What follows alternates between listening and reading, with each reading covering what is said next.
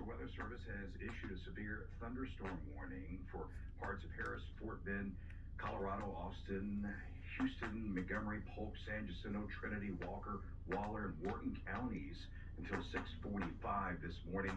Hazards include 60-mile-an-hour wind gusts, possible some hail as well. This is moving to the east-southeast at about 50 miles an hour. Some areas affected be Sugarland, Conroe, Rosenberg, Stafford, Bel Air, Humble, Katy, Richmond, Tomball, Wharton, Jersey Village, Sealy, Willis, to name a few.